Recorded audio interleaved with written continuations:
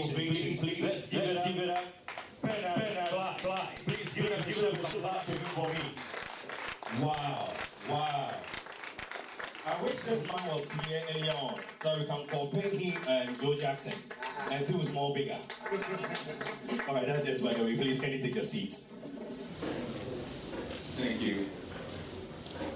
Good afternoon. I'm a little shy, so please do forgive me. Okay. I'd like to get some key information because I'm shy, so that you can help get things done properly.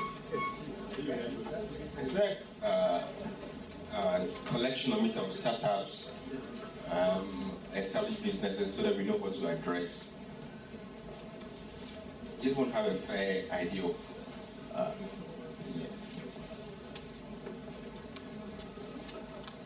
Startups. Also, we startups. As they mentioned, within 5 years. Okay. And I know certainly some are even bigger, not in terms of age per se or numbers, but in business-wise. So you have to. So I'll be asking questions so you can help me address all of us. Are we good to go? Please, who is operating the slides? I was asking who is operating the slides. Okay, so let's get started. I'm looking at how we can position our individual brands to up our business. Basically, that's a focus so that you need to drive your business, especially as startups. So we're looking at the CEO brand, the startup CEO. I know some of us are doing well, but you can pick some few pointers to add to ensure that your business really do well on the market. Say amen like I'm preaching. Okay, great. I like that. So, a little bit about me, as maybe you might want to do. I'm a very shy person, and I help businesses, entrepreneurs, pastors, leaders to establish their expertise by writing and publishing books and establishing authority on the digital fronts. So that's what I do to help individuals, entrepreneurs, pastors. So if you are want to position your expert status in any way, we can help you either digitally or in terms of producing content or substance like a book. So I have 35 books, just 35 books.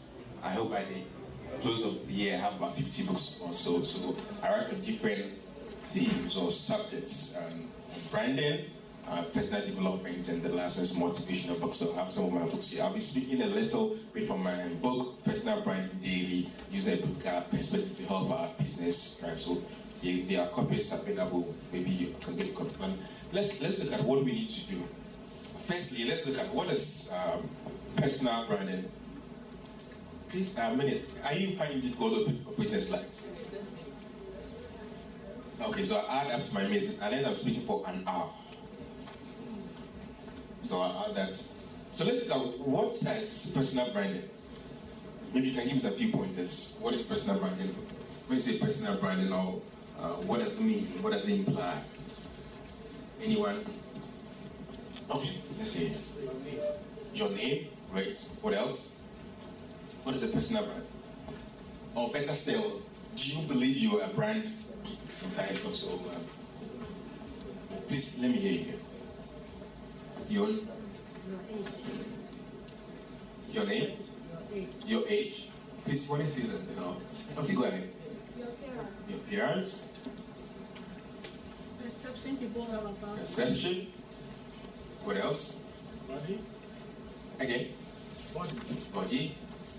So all these attributes or things we mentioned contribute or constitute our personal brands, so that people will perceive you to be something based on your appearance, based on how you talk, your voice, your tonation, based on things you do, how you help people. They have a perception about you that becomes your brand. So in a nutshell, it's how you distinctively market your uniqueness. Personal brand in a nutshell is how you distinctively market your uniqueness.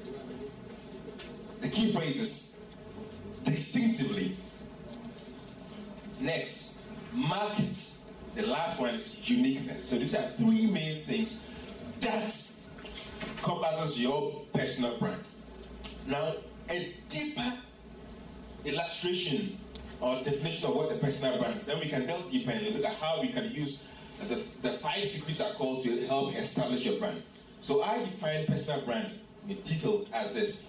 Personal branding is the combination of one's skills and talents. It's a combination of one's skills and talents to produce value for others. The combination of one's skills and talent to produce value for others. That creates a perception. Combination of one's skills and talents to produce value for others. That creates a perception.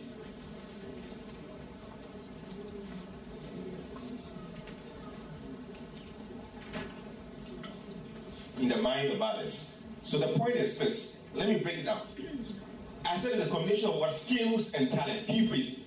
Quickly. Everyone is talented in one area or the other. And the foundation of a successful brand or business is founded on your talent, your giftings, and abilities. The foundation of a successful business or brand is founded on your talents, your giftings, and abilities. Anything aside that, I call it becomes a fake brand. I'll break it down. So that is talent, that is raw, natural. The second part is skills. Key phrase, every skill is learnable. Public speaking is learnable skill. Doing business, skills are learnable. So that you have your natural giftings, you can do something so well, I can speak, you can write, but you need a skill so that you can publish your giftings. Are we getting it?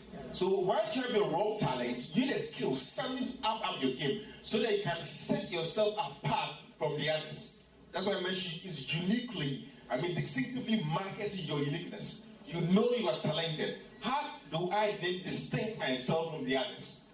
You add skills. Like at any workshop like this, able to pick more skills or learn new skills. So every skill is learnable. Now once you add a skill or more skills to your raw talents, you begin to produce value. Then that value can attention of people. Wow, I need a good speaker. Let me call this person. I need someone who can do good pastries. Let me call this a good event organizer. Let's call a good. So because of your skills and talent, you are producing value, and that value you get attention of the masses or people. So a typical raw example I give: how many of us know watching sellers around? Do they have labels or names? No. We kill and buy the whole watch your why. Simply the be. They are producing what value. So naturally, maybe in the family they can cook so well. However, she or he has added a skill to cook the food so well that you love to taste. And because of that, produce value. You want to kill in the afternoon, go and buy government somewhere because the food what they be is the value. So it's our value that creates the perception, impression. So a typical example, the Ayus are good footballers. They are used. However, they don't just rest on that, they practice. So that when you want to pick good footballers, you can pick them. So they added a skill to it. So they have value. You pick the national team, other teams are looking for them because of the value you're creating. The question for you now is this: what value are you producing? It's not about starting business or doing something. What is the value? And one of the most important pillars of establishing business, what value? Why are you doing what you want to do? Like Joe mentioned, some of us are not supposed to do business. Some of us need to support others. Some of us are just drivers or pointers. So the value, what value are you producing? Or what value do you want to produce? It is the value that will bring attention of the people to you. Once you create the value, you create an impression. That's the first part. A perception will be the second part. The last part will be the reputation. So they know you to be this. The question again I have for you is, what are the 1, 2, or 3 things that people refer you for or recommend you for? If you have nothing, it means your brand is diluted. There should be 1, 2, 3, almost 3. Then people, when I'm thinking of, I want people to help me in my digital phone, let me call Wigal. Something, or let me call you. If they're not about 1, 2, 3, since you have a diluted brand, and that's not what we want to be. Because that doesn't sell business so well. You need to be distinct. What are the things so that, okay, for this, I can call coffee. For this, I can call it. So let's start thinking about these attributes, what we naturally have, and how we can use what we already have to ensure that our businesses are doing well. So these are a few added points to help us ensure that our businesses and what we do thrives. Are we getting the point? So this, we can be able to move the thing. So a typical exercise I want to give all of us quickly, maybe after here or when the practical sessions. Ask 3 people that you're not emotionally connected with. Not your husband, your wife, or bestie, or your boyfriend, girlfriend, or somebody who flatter you. Now, what are the 3 best adjectives you can use to describe me? Or what are the 3 things you think or see I'm good at? These will serve as pointers to help you find the things that you really ultimately can up or establish or polish it to become an expert in that area. Might not be the truth per se, but they'll give you about 70% accuracy. They have about 3 people. I think you're a good musician. I think you can sing so well. I think you're a good organizer. I think you do this so well. So let's get at that, and we can be able to help us push our businesses. The next thing I want to, these are just my books, just quickly look at any of them that you want, but today I just brought only 2, one for us to look at. I have 35 books. This is what I want all of us to get a copy of. So, first thing, I define branding as the ability to distinct. Let's look at that quickly. Those right there. The ability to constantly create a perception in the mind of audience or market that there's no product or service like yours that meets their needs and wants. And the simple truth is that it's perception, constancy in the mind. Brands are basically perception.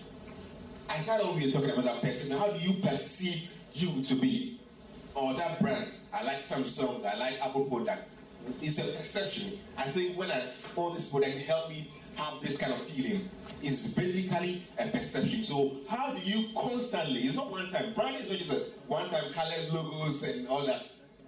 It's consistently, because your new product, new entrance, after the next few years, will be moving to 6, 7, 10 years. So constantly, how does Coca-Cola make you feel that's still the best beverage on the market? Constantly. So when you do this to help your business track.